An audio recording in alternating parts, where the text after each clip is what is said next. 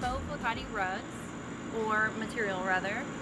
The material I get is from Walmart, and it's $11.99 per yard, and it's a lot cheaper than what you could find anywhere online. So if you wanted to make a rug out of it, you could use that and put a liner underneath it. I'm using them for newborn photography prop purposes, so I like everything to match. So basically tonight I'm going to be dyeing with the RIT Dyemore synthetic dye in graphite. This is going to be like a dark gray, probably definitely not black. Last week I dyed a navy blue, which came out beautifully.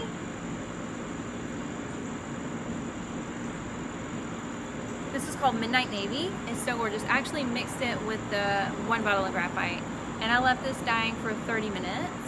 And then I also used peacock green. I think I could have let this dye a little bit longer, probably 45 minutes to get to the darkness that I wanted, but I'm still really in love with this color. This is what the material looks like before it's dyed. Yeah. It's a pretty cream color, but it dyes really, really well if you follow the instructions. So basically the instructions say that you heat the water up to about 200 degrees and you keep it at that temperature the entire duration of the dye bath, which is what I did, and then you agitate it for the entire duration as well. So 30 minutes, constant agitation, about 200 degrees. 20 minutes in, I will turn the temperature down or off and put the lid on. In the last 10 minutes, I just leave the lid on and let that hold the heat in and stir it with a stick.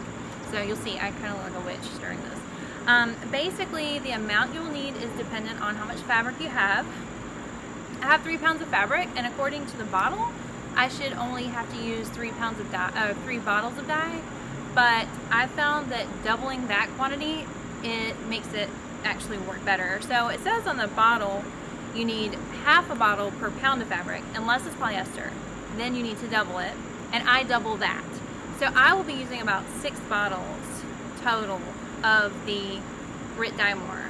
And basically, once the temperature gets up to 200 degrees, I'm going to pour that dye in, and then I'm going to put my material in. And I have a lot of material. So for materials, I'm using an aluminum pot. It is a 60-quart pot by Outdoor Gourmet. It says that stainless steel is the best type of pot to use. Basically, the salt from the dye mixture is going to mix with the aluminum, and it's going to pit the pot. So what I do is fill the water up to a different level with every dye bath, so it pits the pot in a different place, so I'm not causing holes in my pot, which I think would probably take a long time to do anyway.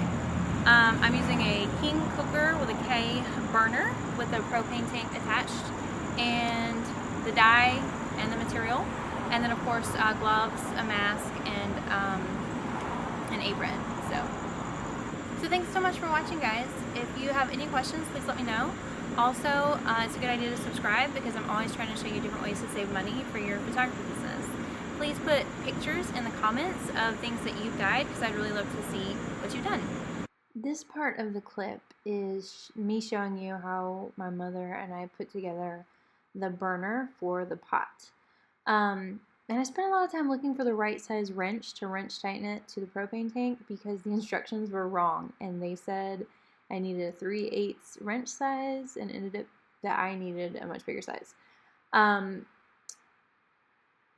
You will see here I'm putting the material in there. I should have put it in there wet to see how much liquid, but you see the 2 little bolts up there at the top of the pot? That's where I filled the water to eventually. We're just putting water into the pot. The fabric that I used was 3 pounds. And the RIT Dyemore bottles say that you should use half a bottle of dye per 1 pound of fabric. So at 3 pounds, if you're dyeing polyester, that you need to double that. So according to the instructions, I would need 3 bottles of dye. I doubled that, as I told you guys previously, earlier in the video. Um, I had wasted so much money with those Tupperwares that I was like, no, I'm not wasting any more money. So, and it was 70% polyester, which is really tough to dye into. So I said, yeah, I'm just gonna go ahead and get tons of it.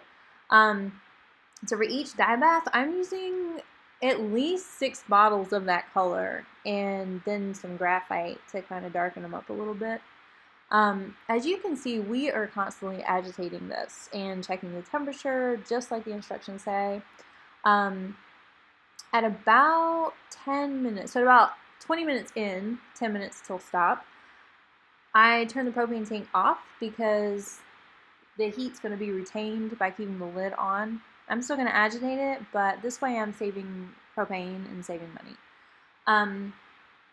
You see to the left there where the inside of the pot, like if we were actually doing a crab boil or whatever, is sitting on the ground. What I do is I fish the fabric out and put it on top of that in a little ball, and then I take the hose and let it run clear, and I swish the water out, and then I just go hang it on our line over there, and then just spray it. Just spray it till it runs clear, wring it out, bring it to your washing machine, give it a little wash, and you're done.